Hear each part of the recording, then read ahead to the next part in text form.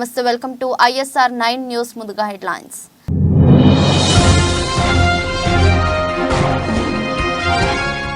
స్పెయిన్లోని వాలెన్షియాలో 14 అంతస్తుల భవనంలో భారీ అగ్ని ప్రమాదం. అపార్ట్మెంట్లోని 4వ అంతస్తులో చెలరేగిన మంటలు.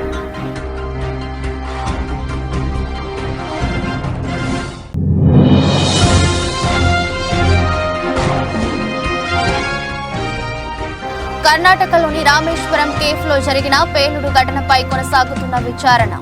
బాంబు పెట్టిన వ్యక్తిని అదుపులోకి తీసుకున్న పోలీసులు.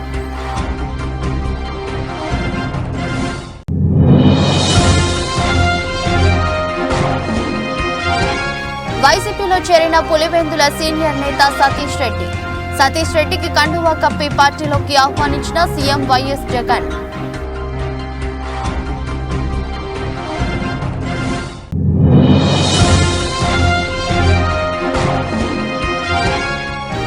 వైసీపీ తీర్థం పుచ్చుకున్న చేగొండి సూర్యప్రకాష్ కు వైసీపీ కండువా కప్పిన సీఎం జగన్.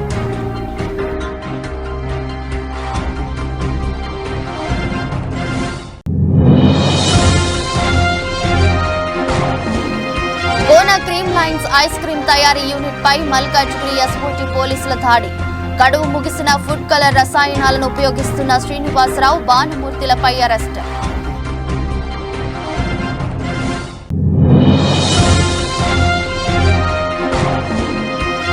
బెంగళూరులో పేలుడు ఘటనతో అప్రమత్తమైన హైదరాబాద్ పోలీసులు. ఎలాంటి అవాంఛనీయ సంఘటనలు జరగకుండా ముందస్తుగా తనిఖీలు.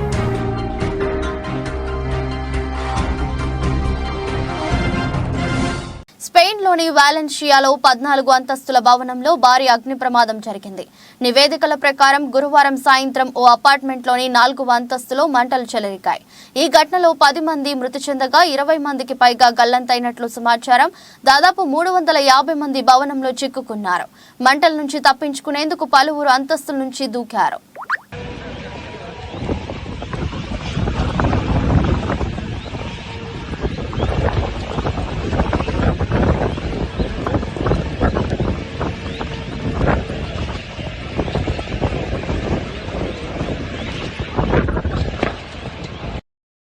కర్ణాటకలోని రామేశ్వరం కేఫ్లో మార్చి 1న జరిగిన పేలుడు ఘటనపై విచారణ కొనసాగుతోంది.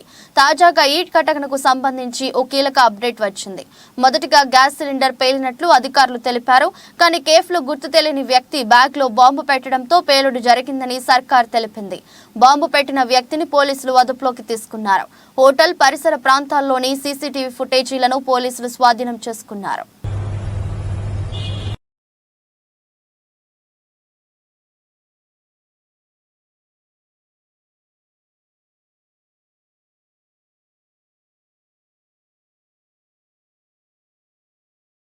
పులివెందుల సీనియర్ నేత సతీష్ రెడ్డి వైసీపీలో చేరారు. సతీష్ రెడ్డికి సీఎం వైఎస్ జగన్ కండువా కప్పి పార్టీలోకి ఆహ్వానించారు. ఈ సందర్భంగా సతీష్ రెడ్డి మాట్లాడుతూ తాను 27 ఏళ్లుగా టీడీపీ కోసం పనిచేశానని, వైఎస్ ఫ్యామిలీని ఇబ్బంది పెట్టినా జగన్ నా మీద ఎంతో ప్రేమ చూపించారని అన్నారు. సతీష్ రెడ్డి టీడీపీ తరపున వైఎస్ఆర్ పై 2 సార్లు, జగన్ పై 2 సార్లు పోటీ చేశారు. 2020లో టీడీపీకి రాజీనామా చేశారు. కానీ నేను ఎంత కష్టపడినా, నేను ఎన్ని కష్టాలు పడి ఎన్ని ఒడిదుడుకుల్లోనే తెలుగుదేశం పార్టీకి కష్టపడినా కూడా అక్కడనేటువంటి నాయకత్వానికి నేను చేసినటువంటి కష్టానికి తగిన ప్రతిఫలం ఇవ్వాల్సింది పోయి నన్ను ఒక లాలూచిబడినటువంటి నాయకునిగా, నేను వాళ్ళు ఇచ్చినటువంటి నిధులు దుర్వినియోగం చేసినటువంటి నాయకునిగా నా మీద అక్కడక్కడ మాట్లాడడం జరిగిన తర్వాత మనస్తాపానికి గురై 2020 సంవత్సరంలో తెలుగుదేశం పార్టీని వదిలిపెట్టడం జరిగింది. తెలుగుదేశం పార్టీకి వదిలిపెట్టిన తర్వాత అనేక మంది నాయకులు నా దగ్గరికి వచ్చినప్పుడు స్పష్టంగా నాకు జరిగినటువంటి అవమానం, నాకు జరిగినటువంటి ఇబ్బందులన్నీ కూడా వాళ్లకు చెప్పడం జరిగింది. వాళ్ళు చంద్రబాబు నాయుడు గారి దృష్టికి తీసుకొని పోవడం జరిగింది. కానీ 4 సంవత్సరాలుగా దీన్ని ఏ రకంగా ప్యాచప్ చేయాలనేది కానీ, లేకుండా అంటే జరిగింది తప్పో, లేకుండా అంటే జరిగింది ఏదో వివరణ ఇవ్వాల్సింది పోయి 2020 వరకు నన్ను పట్టించుకున్నటువంటి, ఇప్పటి వరకు మొన్నటి వరకు పట్టించుకొని పోయినటువంటి పాపాన వాళ్ళు పోలేదు. కానీ పెద్ద మనసుతో నేను 27 సంవత్సరాలుగా పోరాటం చేసినప్పటికీ ప్రతి క్షణం ప్రతి నిమిషం కూడా పొలిటికల్గా నేను జగన్మోహన్ రెడ్డి గారికి కానీ వారి కుటుంబానికి కానీ ఇబ్బంది పెట్టినప్పటికీ పెద్ద మనసు చేసుకొని నన్ను రమ్మని చెప్పి ఆహ్వానించడం నిజంగా నాకు చాలా ఆనందాన్ని ఇచ్చింది. అదే తెలంగాణ ఆవిర్భావ దినోత్సవం జూన్ 2 నాటికి పూర్తి స్థాయిలో ఉద్యోగ కల్పన కల్పిస్తామని మహబూబాబాద్ ఎమ్మెల్యే డాక్టర్ భూక్యా మురళీ నాయక్ అన్నారు. తెలంగాణ ప్రభుత్వం మెగా డిఎస్సి ప్రకటించిన నేపథ్యంలో స్థానిక క్యాంపు కార్యాలయంలో నిరుద్యోగులతో కలిసి సంబరాలు నిర్వహించారు. జిల్లా కాంగ్రెస్ నాయకులు సెంతన్ రామరాజు, కమ్మగాని కృష్ణమూర్తి ఆధ్వర్యంలో నిరుద్యోగ యువత కేక్ కట్ చేసి బాణసంచా కాల్చి ప్రభుత్వానికి కృతజ్ఞతలు తెలిపారు. ఈ సందర్భంగా ఎమ్మెల్యే భూక్యా మురళీ నాయక్ మాట్లాడుతూ 10 ఏళ్ల ప్రజా హక్కుల విధ్వంసపు పాలనను పాతరేసి తెలంగాణ ప్రజలు నవశకానికి నాంది పలికారన్నారు. కాంగ్రెస్ పార్టీ హామీ ఇచ్చినట్టుగానే 6 గ్యారంటీలలో భాగంగా మెగా డిఎస్సి వేశామని తెలిపారు. గత దశాబ్ద కాలంగా నిరుద్యోగులకు ఉపాధి అవకాశాలు లేక ఆత్మహత్యలకు పాల్పడ్డారని ఆవేదన వ్యక్తం చేశారు. ప్రభుత్వం ఏర్పడిన 100 రోజులలోపే 4 గ్యారంటీలను అమలు చేసిన ఘనత కాంగ్రెస్ పార్టీదన్నారు.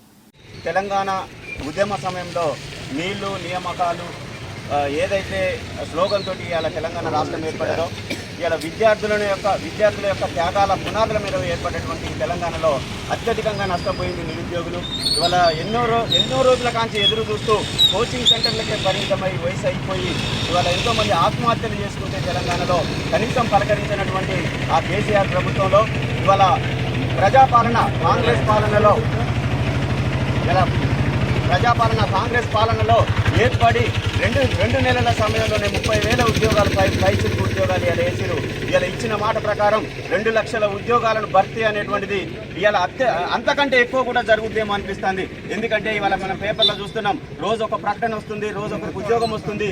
ఇవాళ ఉద్యోగాల జాతర నడుస్తుంది తెలంగాణలో. ఒకప్పుడు తెలంగాణలో పేపర్ చూస్తే ఆ ప్రక్రియను వాళ్ళు పూర్తి చేయలేదు. ఏ ఒక్క నిరుద్యోగి కూడా ఉద్యోగం రాలేదు, మనం చూసాం. అందుకే ఇప్పుడున్నటువంటి ప్రజలు కోరుకున్నటువంటి ప్రభుత్వం వచ్చింది, ప్రజాప్రభుత్వం వచ్చింది. ప్రజాప్రభుత్వంలో భాగంగా ఇప్పటి వరకు 30,000 పోస్టులను భర్తీ చేయడం జరిగింది. అదేవిధంగా రాబోయే రోజుల్లో మన ప్రియతమ నాయకులు ముఖ్యమంత్రులు రేవంత్ రెడ్డి గారు సంవత్సరం తిరగక ముందే 2 లక్షల ఉద్యోగాలు భర్తీ చేస్తామన్నారు. అదే ప్రక్రియలో భాగంగా మెగా డిఎస్సిని నిజంగా కూడా నిర్వర్తించడం. ఇప్పుడు ఇవన్నీ మన నిరుద్యోగులకు ఈ పథకాలు ఏవైతే ఈ నిరుద్యోగ సమస్యలు అయితే ఉన్నాయో వారికి అంకితం చేస్తూ ఈ ఉద్యోగ భర్తీలను కూడా నిరుద్యోగులకు వాళ్ళందరికీ ఇవి అంకితం చేయడం జరిగింది. అదేవిధంగా ఇప్పుడున్నటువంటి నిరుద్యోగులు ఎవరైతే ఉన్నారో మీరందరూ తిరిగి తట్టాబుట్ట సర్దుకొని మనం యూనివర్సిటీలలో కావచ్చు, హైదరాబాద్ కాకతీయ యూనివర్సిటీలోకి వెళ్ళి మీరు క్రమశిక్షణతోటి మీరు చదువుకోండి. ఎటువంటి పైరవులు లేకుండా ఈ ఉద్యోగ భర్తీలను మేము నోటిఫై చేస్తాము. మెరిట్ స్టూడెంట్లకి ప్రాధాన్యత ఇస్తూ ఈ ఉద్యోగ అవకాశాలన్నింటినీ పేద దళిత బహుజన ఎవరైతే నిరుపేద కుటుంబాలు ఉన్నారో వాళ్ళందరికీ న్యాయం జరిగే విధంగా ఇప్పుడు కాంగ్రెస్ ప్రభుత్వం తీసుకొచ్చినటువంటి అనేక ఉద్యోగ నోటిఫికేషన్లను భర్తీ చేస్తాం, మెరిట్ ద్వారానే భర్తీ చేస్తామని చెప్పేసి అందరికీ తెలియడం జరిగింది. ఇంతకు ముందు వారు ఏవైతే గ్రూప్ 1, గ్రూప్ 2 అలాగే ఈ పోస్టులు ఏవైతే భర్తీ చేయాలనుకున్నారో అవి కేవలం ఇప్పుడు ఉన్నటువంటి బఠానీలను అమ్ముకున్నట్టుగానే ప్రశ్నాపత్రాలను వాళ్ళు అమ్ముకున్నారు, మనం చూసాం. కానీ కాంగ్రెస్ ప్రభుత్వం పారదర్శకంగా ఉంటుంది. అనేకమైనటువంటి నోటిఫికేషన్లు ఏవైతే రాబోతున్నాయో రాబోయే రోజుల్లో ఒక క్రమశిక్షణగా ప్రతి ఒక్కరి పద్ధతిగా ఎటువంటి ఒత్తిళ్లకు లోను కాకుండా ఈ ప్రక్రియను మేము భర్తీ చేస్తాము. అలాగే నిరుద్యోగులందరికీ నేను ఒకటే చెప్తా ఉన్నా, మీరు కష్టపడి చదవండి, మెరిట్లో మీరు ఉద్యోగాలు సాధించండి. కాంగ్రెస్ ప్రభుత్వాన్ని అభివృద్ధి పథకం వైపు నడిపించే బాధ్యత మీదేనని చెప్పేసి తాడేపల్లిగూడెం సభలో జనసేనాని పవన్ కళ్యాణ్ చేసిన వ్యాఖ్యలు తీవ్ర చర్చనీయాంశం కావడం తెలిసిందే. ఈ నేపథ్యంలో కీలక పరిణామం చోటు చేసుకుంది. మాజీ మంత్రి కాపు సామాజిక వర్గ పెద్ద చేగొండి హరిరామ జోగయ్య కుమారుడు చేగొండి సూర్యప్రకాష్ నేడు వైసీపీలో చేరారు. సూర్యప్రకాష్ ఇప్పటి వరకు జనసేన పార్టీ రాజకీయ వ్యవహారాల కమిటీలో సభ్యుడిగా ఉన్నారు. ఇటీవల పరిణామాల నేపథ్యంలో ఆయన జనసేనకు గుడ్ బై చెప్పి నేడు వైసీపీ తీర్థం పుచ్చుకున్నారు. తాడేపల్లి క్యాంపు కార్యాలయంలో చేగొండి సూర్యప్రకాష్ కు సీఎం జగన్ వైసీపీ కండువా కప్పారు. పార్టీలోకి సాదర స్వాగతం పలికారు. పార్టీలో సముచిత స్థానం కల్పిస్తామని తెలిపారు. నమ్మి 2018 ఆగస్టులో నేను జనసేన పార్టీలో జాయిన్ అవటం ఇప్పటి వరకు కూడా దాంట్లో కంటిన్యూ అవడం జరిగింది. ఏ ఆశలతో అయితే వచ్చానో జనసేన పార్టీలో వెళ్ళానో బడుగు బలహీన వర్గాలకి ప్రతినిధిగా ఆయన నిలబడతారు. ఈ రాష్ట్రంలో ఉన్నటువంటి 80% బడుగు బలహీన వర్గాల వారికి ఎప్పుడో దామోదరం సంజయ్ గారి తర్వాత ఇప్పటి వరకు అధికారం దక్కనటువంటి వర్గాలకి ఒక ప్రతినిధిగా ఆయన్ని ఎంతో ఉన్నతంగా ఊహించుకుని ఆయన నాయకత్వంలో పనిచేయడానికి నేను జనసేన పార్టీలో జాయిన్ అవ్వడం జరిగింది అన్నమాట. కానీ ఈ రోజు వరకు చూస్తుంటే వ్యక్తిగతంగా నా యొక్క ఆశలన్నీ కూడా నిరాశలైంది. ఆయన పైకి కనిపించేది, పైకి చెప్పేది ఒకటి, లోపల ఉన్న మనిషి వేరు, ఆయన మనస్తత్వం వేరు. అసలు కనీసం పార్టీని ప్రజాస్వామ్యబద్ధంగా నడపడం చేత కాని ఒక అసమర్థుడు శ్రీ పవన్ కళ్యాణ్ గారని చెప్పి నేను ఈ సందర్భంగా నేను తెలియజేస్తాను. జనసేన పార్టీలో కనీసం అంతర్గత ప్రజాస్వామ్యం లేదు. నేను ప్రయాణం చేసినట్టు 6 సంవత్సరాల కాలంలో ఉప్పల్ పోలీస్ స్టేషన్ పరిధి ఉప్పల్ ఇండస్ట్రీ ఏరియాలోని Gona cream lines ice cream తయారీ యూనిట్ పై మల్కాజ్గిరి ఎస్ఓటీ పోలీసులు దాడి చేశారు. ఐస్ క్రీంల తయారీలో గడువు ముగిసిన నిషేధిత సింథటిక్ ఫుడ్ కలర్ రసాయనాలను ఉపయోగిస్తున్న శ్రీనివాసరావు, భానుమూర్తిలను అరెస్టు చేసి ఉప్పల్ పోలీస్ స్టేషన్ కి అప్పగించిన ఎస్ఓటీ పోలీసులు. నిందితులపై కేసు నమోదు చేసి దర్యాప్తు చేస్తున్న ఉప్పల్ పోలీసులు.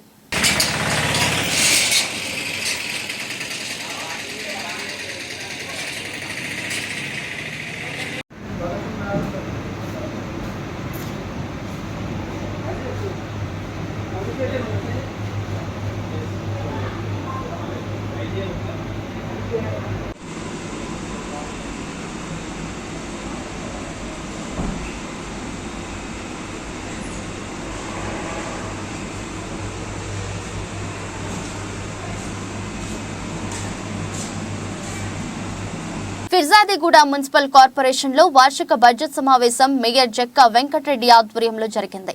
ఈ సమావేశంలో కార్పొరేషన్ పరిధిలోని ప్రజలందరికీ మెరుగైన మౌలిక వసతులు కల్పించాలని లక్ష్యంతో 23 తీర్మానాలకు సభ ఏకగ్రీవ ఆమోదం తెలిపింది. ఫిర్జాదిగూడ మున్సిపల్ కార్పొరేషన్ ను అన్ని రంగాలలో ఆదర్శవంతంగా తీర్చిదిద్దేందుకు ప్రత్యేక ప్రణాళికలు రూపొందించినట్లు మేయర్ జక్కా వెంకటరెడ్డి తెలిపారు. అదేవిధంగా కార్పొరేషన్ పరిధిలో పెండింగ్ లో ఉన్న ఎస్ఎన్డిపి పనులలో జాప్యం గురించి, ఇతర సమస్యల గురించి త్వరలోనే ముఖ్యమంత్రి రేవంత్ రెడ్డిని కలుస్తామని మేయర్ జక్కా వెంకటరెడ్డి తెలిపారు. వరకు ఇప్పుడు ఆగిపోయి ఉన్నదో ఎస్ఎన్డిపికి ఫండ్ ఏదైతే జిహెచ్ఎంసీ నుంచి కానీ లేకపోతే ప్రభుత్వం నుంచి కానీ ఈసారి ఏదైతే ఆ వర్క్స్ అన్ని ఆపమని చెప్పి ఓరల్ ఇన్స్ట్రక్షన్ చేయడం జరిగిందో కౌన్సిల్ మొత్తం కూడా అందరం కూడా ఏకగ్రీవంగా తీర్మానం చేసి గౌరవ మన మంత్రివర్యులు, ముఖ్యమంత్రి వర్యులు మున్సిపల్ శాఖకు, ఎందుకంటే ముఖ్యమంత్రి గారి దగ్గర ఉంది కాబట్టి ఎస్ఎన్డిపి కోసం ఎస్పెషల్లీ, అట్లాగే వాటర్ కోసం మన దగ్గర ఎస్ఎన్డిపి 110 కోట్లు టెండర్ అయింది, అగ్రిమెంట్లు అయినా అన్నీ అయినాయి. కానీ నిధులు ఏదైతుందో జిహెచ్ఎంసీ ద్వారా నిధులు విడుదల కావాలి కాబట్టి మున్సిపల్ కాంట్రిబ్యూషన్ అవుతుందో అది మనం రిలీజ్ చేసినాం. దాదాపు 7 కోట్ల పైన మనం పేమెంట్ చేసినాం. జిహెచ్ఎంసీ బ్యాంక్లో 858 crore అవుతుందో దాంట్లో భాగంగా ఆ డబ్బులు జిహెచ్ఎంసీ వాళ్ళు విడుదల చేస్తలేరు కాబట్టి దానికోసం ముఖ్యమంత్రి గారిని కూడా కలవాలనుకున్నాం. అట్లాగే మన దగ్గర water works department mission Bhagiratha 2 phase కింద క్రితం గవర్నమెంట్ 2 రిజర్వాయర్లు కంప్లీట్ చేసినాం. ఒకటి 50 లక్షలు, ఒకటి 20 లక్షల లీటర్లు. ఇంకొక 20 లక్షల లీటర్ సాయేశ్వరి గుట్ట మీద ఇంకా పనులు కొంచెం స్లో డౌన్ అయ్యాయి. సో దాన్ని కూడా స్పీడప్ చేసి అయితే 50 లక్షలు 20 లక్షల్లో కూడా నీళ్లు నింపలేదు. ఇంతవరకు నీళ్లు నింపాలని చెప్పి ఈసారి అది కూడా ఉపయోగించుకుంటే, ఎందుకంటే ఇప్పుడున్న 40 లక్షల లీటర్లకు అంతకుముందు ప్రభుత్వం దినం తప్పించి దినం ఇచ్చే ప్రయత్నం చేసేది.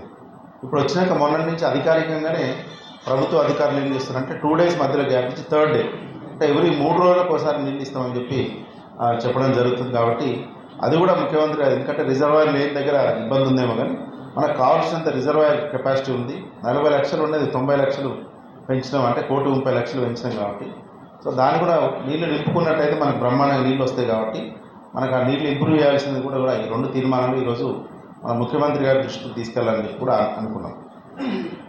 సో ఇవి మేజర్గా మన యొక్క బెంగళూరులో పేలుడు ఘటనలో హైదరాబాద్ పోలీసులు అప్రమత్తమయ్యారు. ఈ మేరకు ఎలాంటి అవాంఛనీయ సంఘటనలు జరగకుండా ముందస్తుగా తనిఖీలు చేపట్టారు. శుక్రవారం ముషీరాబాద్ చౌరస్తా, ఇందిరా పార్క్, అశోక్ నగర్, బాగ్, లింగంపల్లి ప్రాంతాల్లో సోదాలు ముమ్మరం చేశారు. కొన్ని చోట్ల బారికేడ్లను ఏర్పాటు చేసి అనుమానాస్పదంగా ఉన్న వాహనాలను క్షుణ్ణంగా పరిశీలిస్తున్నారు.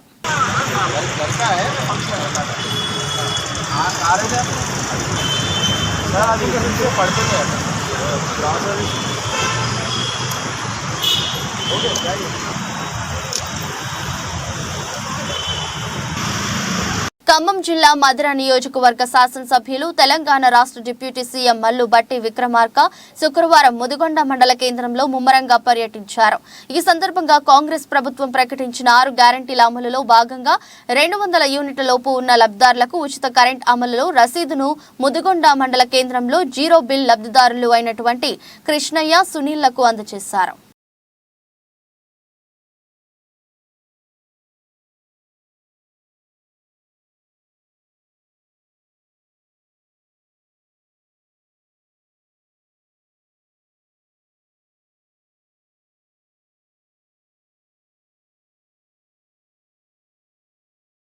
కొమరంభీం ఆసిఫాబాద్ జిల్లా సిర్పూర్ నియోజకవర్గంలోని బెజ్జూరు, చింతలమానేపల్లి, కౌటాల తదితర మండలాలలో ప్రజలు త్రాగునీరు లేక తీవ్ర ఇబ్బందులు పడుతున్నారు.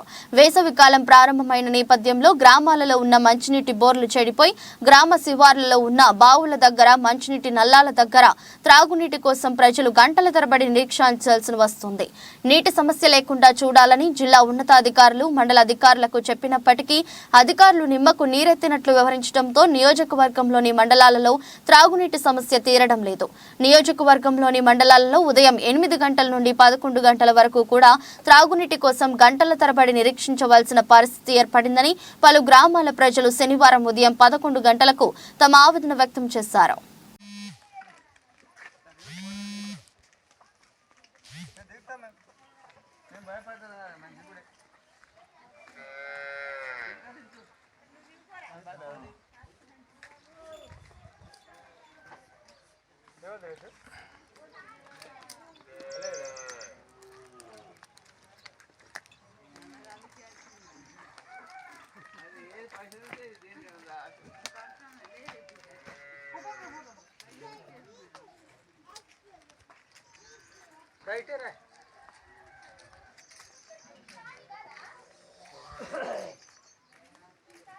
భద్రాద్రి కొత్తగూడెం జిల్లా అశ్వరావుపేట మండలం కొత్తూరు గ్రామంలో త్రాగునీరు సరఫరా లేదంటూ ఖాళీ బిందెలతో గ్రామస్తులు రోడ్డెక్కారు.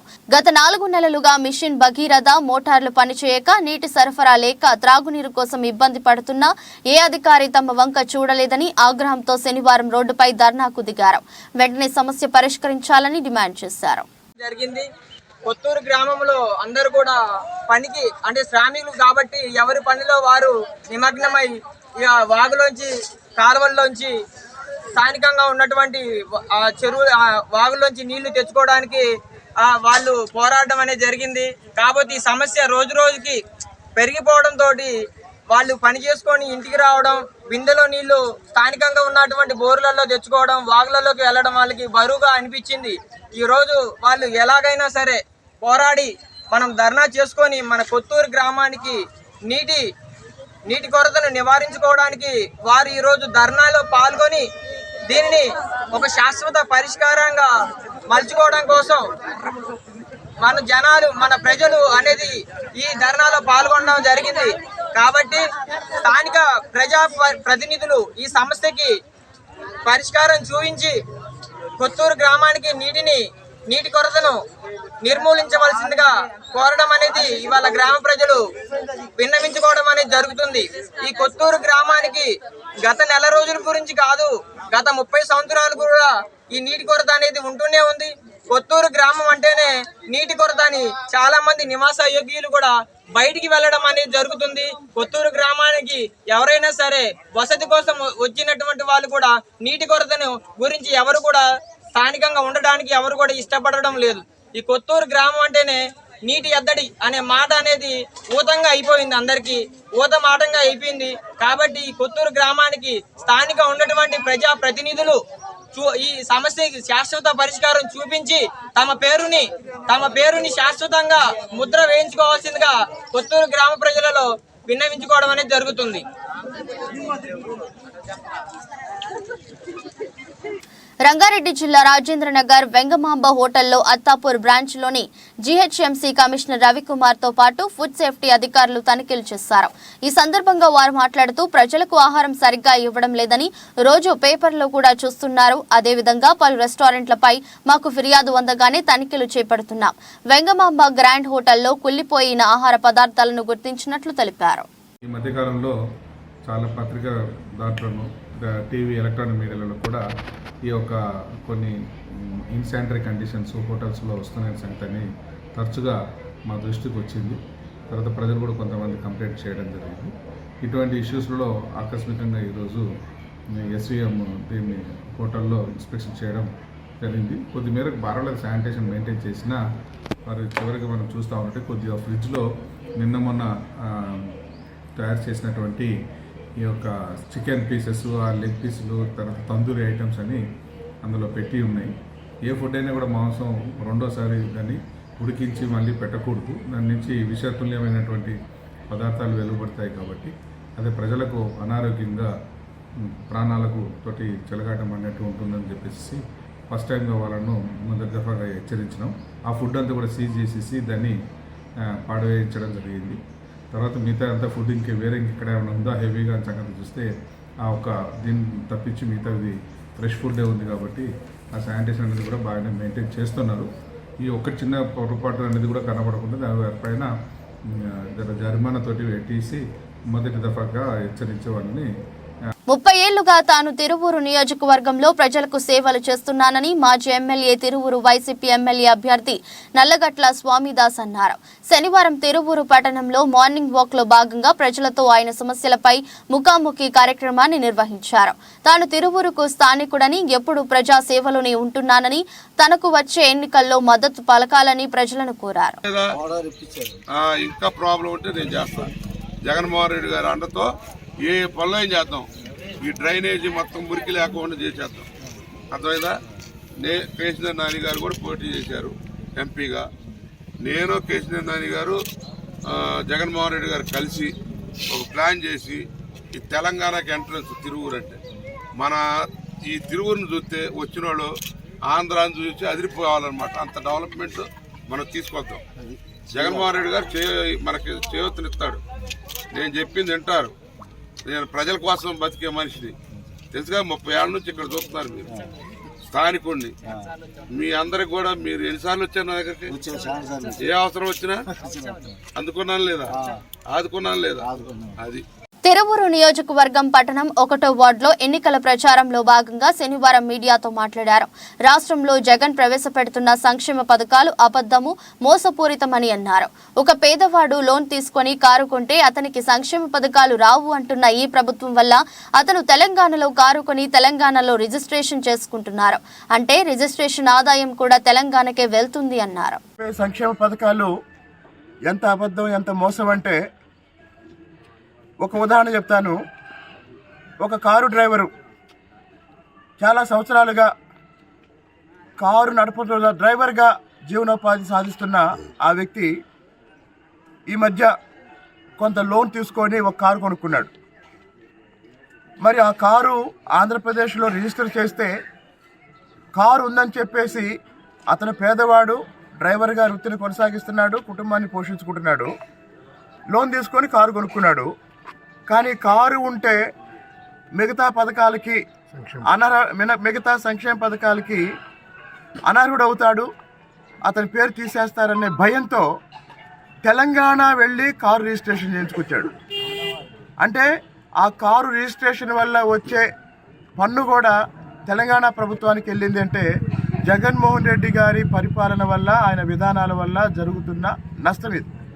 కాబట్టి జగన్మోహన్ రెడ్డి చెప్పే సంక్షేమ పథకాలన్నీ కూడా మోసం. అమ్మఒడికి సంబంధించి చాలా చాలా దారుణం. కరెంటు బిల్లు ఎక్కువ వస్తుందని, ఇల్లు కొద్దిగా పెద్దదుందని, అందరూ పేద కుటుంబాలే, కూలి పని చేసుకునే వాళ్ళే. అంటే కూలి పని చేసుకునే వాళ్ళు కొంచెం మంచింట్లో ఉన్నా కూడా వాళ్ళకి ఈ పథకాలు ఏవి వర్తించకుండా ఈ ప్రభుత్వం అమలు చేస్తుంది. కాబట్టి అందరూ అర్థం చేసుకోండి, తెలుగుదేశం పార్టీ జనసేన ఉమ్మడిగా రేపు ప్రభుత్వాన్ని ఏర్పాటు చేసి సూపర్ 6 పథకాలు ఏవైతే అమలు చేస్తున్నామో రాజకీయాలకు అతీతంగా అందరికీ అందిస్తాము. మెరుసుపల్లి షర్మిలను నమ్మి ఆంధ్ర ప్రజలు మోసపోవద్దని వైఎస్ఆర్టీపీ నాయకులు కోరారు. విజయవాడ గాంధీనగర్ ప్రెస్ క్లబ్ లో శుక్రవారం విలేకరుల సమావేశంలో మాట్లాడుతూ షర్మిల కారణంగా తెలంగాణలో లక్షలు ఖర్చు పెట్టామని అన్నారు. షర్మిల తెలంగాణ నాయకులకు క్షమాపణలు చెప్పి న్యాయం చేయాలని, లేని పక్షంలో ఆంధ్రాలో ఆమె పర్యటనలు అడ్డుకుంటామని హెచ్చరించారు. ఎంతో కష్టపడి మరి సంకల్ప సభ స్టార్టింగ్ లో ఆ రోజు మరి ఆ మూమెంట్ లో కోవిడ్ పీరియడ్ లో కూడా మరి ఎస్పీ గారిని బతిలాడి మేము పర్మిషన్ తీసుకుంటే కొన్ని వందల మందికి అటాక్ జరిగి కొన్ని 15-20 మంది చనిపోవడం కూడా జరిగిందని చెప్పి సందర్భంగా తెలియజేస్తున్నాను.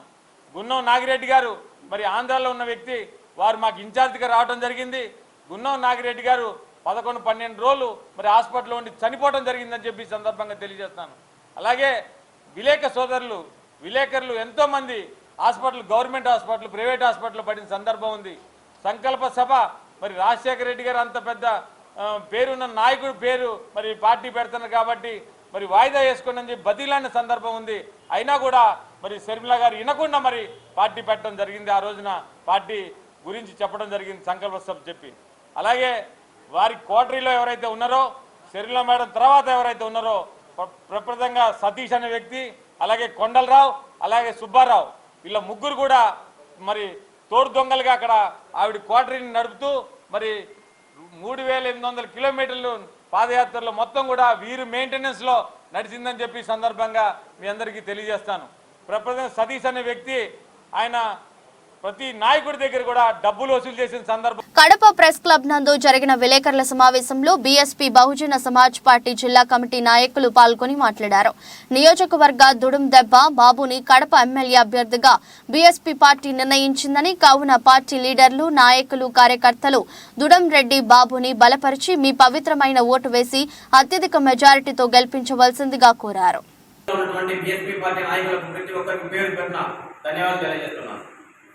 ఈ పార్టీలో చేయడానికి ముఖ్య ఉద్దేశం ప్రాంతీయ పార్టీలు అన్నటువంటి వైఎస్ఆర్ కాంగ్రెస్ పార్టీ, టీడీపీ, జనసేన ఈ పార్టీలు ఎస్సీ, ఎస్టీ, బీసీలను గుర్తించావు. ఎంతసేపు ఉండే వాళ్ళ కనుక జెండాలు పట్టుకొని మోయించేదానికి తప్ప దేనికి పనికిరాదనేది ఈ సందర్భంగా తెలియజేస్తాను. ఎందుకంటే 175 స్థానాల్లో బీసీలకు ఎన్ని సీట్లు ఇచ్చారు, ఎస్సీలకు ఎన్ని సీట్లు ఇచ్చారు, ఎస్టీలకు ఎన్ని సీట్లు ఇచ్చారు, మైనార్టీలకు ఎన్ని సీట్లు ఇచ్చారు అనేది మా ప్రశ్న. ఈ సందర్భంగా ఎవరే కానీ బీసీ, ఎస్సీ, ఎస్టీ, బడుగు బలహీన వర్గాలు ఎవరు కూడా పలకరించిన పాపాన పోలేదు. ఇప్పుడు మాత్రం డివిజన్లలో, మండలాలలో బీసీలు మా సోదరులు, బీసీలు బ్యాక్ బోన్, బీసీలు అంటే బిగ్ క్యాస్ట్ అని మేము అనుకుంటున్నాం. కానీ వాళ్ళ దృష్టిలో మాత్రం బీసీలు అంటే బ్యాడ్ క్యాస్ట్ అని వాళ్ళు. వార్తలు ముగించే ముందు మరోసారి హెడ్లైన్స్.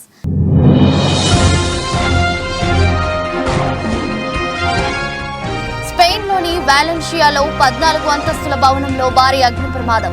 అపార్ట్మెంట్లోని 4వ అంతస్తులో చెలరేగిన మంటలు.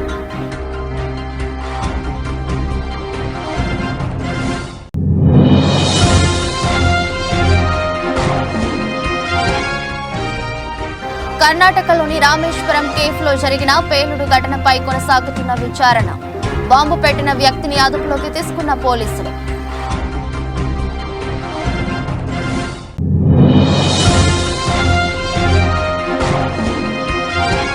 వైసీపీలో చేరిన పులివెందుల సీనియర్ నేత సతీష్ రెడ్డి. సతీష్ రెడ్డికి కండువా కప్పి పార్టీలోకి ఆహ్వానించిన CM YS Jagan.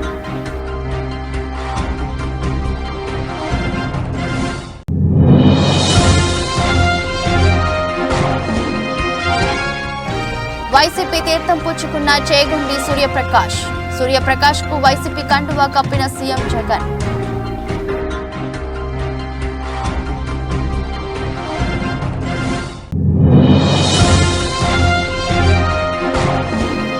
Gona cream lines ice cream తయారీ యూనిట్ పై మల్కాజ్గిరి ఎస్ఓటీ పోలీసుల దాడి. గడువు ముగిసిన ఫుడ్ కలర్ రసాయనాలను ఉపయోగిస్తున్న శ్రీనివాసరావు, భానుమూర్తిలపై అరెస్ట్.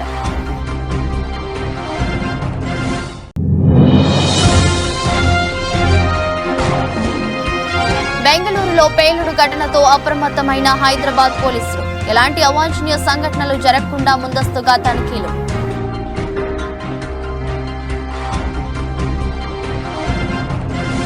ఇదరస్ట్ బులెటిన్ మరో బులెటిన్లో మళ్ళీ కలుద్దాం. అంతవరకు సెలవు. నమస్కారం.